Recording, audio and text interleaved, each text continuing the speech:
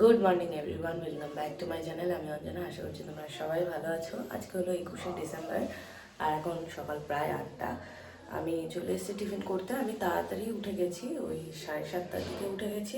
আর তার আগে 7টার সময় একবার অ্যালার্ম বেজেছিলো, তখন উঠে গেছি, কিন্তু আর বেরোয়নি। ঠান্ডা তো, তাই গিয়ে আবার লেপের তলায় শুয়েছিলাম। তো যাই হোক, এখন টিফিন করছি। এর থেকে লেট করে উঠলে আর হবে না, তো 7:30 বেজে গেছে। 7:30টায় উঠেছি। আজকে রবিবার, সকালের টিফিন কিছু স্পেশাল, চলো তোমাদের সাথে শেয়ার। আজকে আবার কড়াইশুঁটির কচুরি, তাই ময়দা মেখে রেখেছি। এখানে কড়াইশুঁটির পুরটা কালকেই রেডি করে রেখেছিলাম। আর সাথে হবে আলুর দম। ময়দাটা অল্প মেখে সেক হওয়ার জন্য রেখে দিয়েছিলাম, এবার আর কিছুক্ষণ মেখে নিলেই হয়ে যাবে।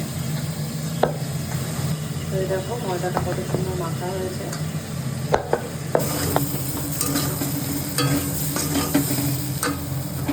আলু দম হয়ে গেছে, এবার কচুরি ভাজবো, তাহলেই হয়ে যাবে।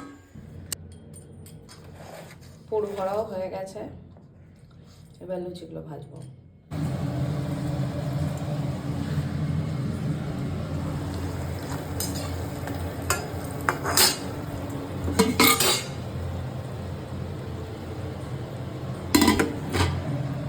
সকাল সকাল সেবা চলছে।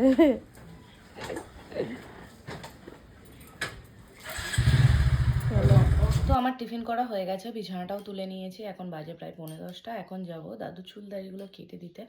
আমি এখন সপ্তাহের অন্য দিন সময় পাই না, তো রবিবারটাতেই কেটে দিই। আর দাদুর চুল দাড়ি অতিরিক্ত বাড়ে, মাসে 2বার চুল কাটতে হয়, আর দাড়ি তো সপ্তাহে সপ্তাহে কাটতে হয়, নয়তো পুরো মুখ ভরে যায়।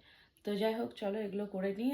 সৌরভ গেছে বাইকটা সার্ভিসে দিতে, তো ও কখন আসে দেখি। সাথে বিজুরও আসার কথা আছে, আর বিজুর আজকে ফোন খারাপ হয়ে গেছে। সকালবেলা ঘুম থেকে উঠে দেখে ফোন আর কাজ করছে না। তো যাই হোক, কদিন ধরে ও খুব বলছিল আমার ফোন খারাপ হয়ে যাচ্ছে, ফোন কিনবো ফোন কিনবো। তো আমি ওকে বারণ করছিলাম, কথা শোনে না। এমনিই বলে তুমি মুখে যেটা বলবে সেটাই ঘটবে। তো জানি না সেই কারণে বা কি অন্য কোনো কারণে তো ফোনটা খারাপ হয়ে গেছে। তো যাই হোক, চলো এখন আমি কাজগুলো কমপ্লিট করে নিই, তারপরে সে স্নান করে নেব। ওরা আবার কখন আসে দেখি, আবার রান্না বান্না আছে। তো চলো এখন কাজগুলো করে নিই। দেখো মুখ টুক ভরে গেছে দাড়িতে। তো কচুরি আলুর দম খাচ্ছি। বানানোর পরে আমি 2 পিসই খাচ্ছি। আমি ওই খাবো মানে খাবো খাবো বলি, কিন্তু খাই না। তুই বানানোরই উদ্যোগ বলবো না। একটু সুনাম কর, একটু সুনাম কর, খাচ্ছিস কর, সুনাম কর, সুনাম কর, একটু খাচ্ছিস যাচ্ছিস। সেইটাই পরে ঘুরছে এখন। কালকে সঞ্জীবরা কি বলেছে শুনবি? বলছে আমার এই সোয়েটারটা কোথা দিয়ে রং করা যায় ব্যবস্থা করে দেবে। হ্যাঁ, ওই ডাই পাওয়া যায়, ডাইতে লাগে। দেখ সোয়েটার কিংবা এখন শেরবানি, এখন অনেক কিছু রং করা যায়, কিন্তু হ্যাঁ। তোরছা ওইটা ওরা বলবে দোকানদার বলে ফেলে দে। তখন ওর ঢিলা হতো ওই মানে সোয়েট শার্টটা, এখন ঠিক হয় ওর।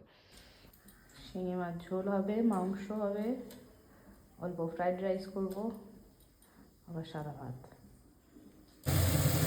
মাংস ধুয়ে রেখেছি এখানে, আর আজকে ঝাল সহ মাংস এনেছে।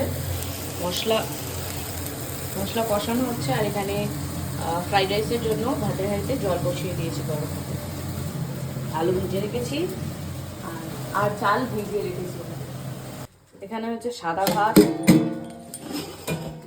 এখানে করেছি ফ্রাইড রাইস। এটা হচ্ছে সৌরভের জন্য, একটু সয়া সস বা নানান রকম সস দিয়ে একটু ভেজে দেওয়া। ওটা প্লেন সাদা, ভাজাই কিন্তু সাদা, ওটা কোনো কালার নয়। আর হয়েছে মাংসর পাতলা ঝোল। আজকে বেশি ঝোল করিনি, পাতলা নয়, খুব বেশি ঝোলও করিনি, মশলাও করিনি, কারণ সৌরভের কদিন অ্যাসিডিটি হয়েছে। আর আজকে বাজার থেকে আসবে কালী পুজোর ভোগ, ওইটা খেতে সব থেকে বেশি ভালো হয়। প্রতি বছর আসে, আগে মাটির থালাতে দিত, কিন্তু আগের বছর থেকে করেছে কি কন্টেনারে দিচ্ছে। কিন্তু মাটির থালাটা দেখতেও খুব সুন্দর লাগতো। তো যাই হোক, বিকেলের দিকে হয়তো ওটা আনবে। এবারও মাটির থালা দিয়েছে। সৌরভ এনেছে ওই 5:30টার দিকে এই 3টে আমাদের, বা একটা বিজুদের আর 2টো আমার, একটা সৌরভের একটা। আর টোটাল বাবা 7টা তুলেছিল, সব এই রোজ জন্য। কী কী আছে দেখাই, পোলাও, খিচুড়ি, আলুর দম, তারপরে এটা হচ্ছে চাটনি, পায়েস আর রসগোল্লা।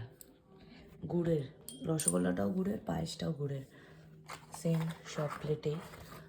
আর অন্যান্যগুলো সব দেওয়া হয়ে গেছে লোককে। মানে যেগুলো যাদের চার জন্য এনেছিল। যে এই ভোগটার জন্য সারা বছর অপেক্ষা করি আমি। দারুণ খেতে হয়, পুজোর ভোগ তো এমনিই দারুণ, আর এটা সত্যি খুব ভালো লাগে। মাটির পাত্র থেকে থালায় তুলে রেখেছি, নয়তো ওই খাবারের যে রসটা সেটা মাটির থালায় থাকলে টেনে নেয়, তো খাবারটা তখন ড্রাই ড্রাই লাগে, ওই জন্য সব তুলে রেখেছি। চাটনি, গুড়ের রসগোল্লা, গুড়ের পায়েস, পোলাও, খিচুড়ি, আলুর দম, এটা আমার, এটা সৌরভ, আর বিজুদেরটা রয়েছে, বিজু কখন দেখি নিয়ে যায়। তো এখন সন্ধে প্রায় ওই 6:30 মতো বাজে। আমি এখন খাবারগুলো সব রেখে দিলাম, একটু বেরোনোর প্ল্যান আছে, মানে ওই একটু এদিক ওদিক ঘুরতে যাব, একটু বাইরের খাবার খাবো, আজ রবিবার তাই। তো দেখি কখন আসে, আর গুড়ের গরম রসগোল্লা খাবো, তো তার জন্যই আরও বেরোনো। আমি মিষ্টি এমনিতে একদমই খাই না, সারা বছরেও রসগোল্লা খাই না, কিন্তু শীতের সময় গুড়ের যে গরম রসগোল্লাটা উফ, মুখে দিলেই যেন গলে যায়। এমনি আর যেহেতু গুড়ের থাকে, নলেন গুড়ের যে গন্ধটা উফ, মানে নাকের কাছে এলেই যেন পুরো প্রাণে শান্তি হয়ে যায়। তো যাই হোক, আর আর এমনিও গরম রসগোল্লা সারা বছর পাওয়া যায় না, শুধু এই শীতকালেই পাওয়া যায়, ওই জন্য আমি বারে বারে যাই এই গরম রসগোল্লাটা খাবো বলে। আর আমি সাবিত্রী থেকেই কিনি, কারণ সাবিত্রীতেই একমাত্র গরম রসগোল্লা পাওয়া যায় পুরো কেষ্টপুরে, আমার জানা অন্তত।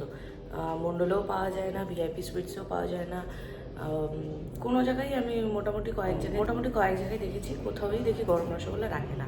তো যাই হোক, দেখি সৌরভ কখন আসে। দুটো গরম রসগোল্লা, হ্যাঁ।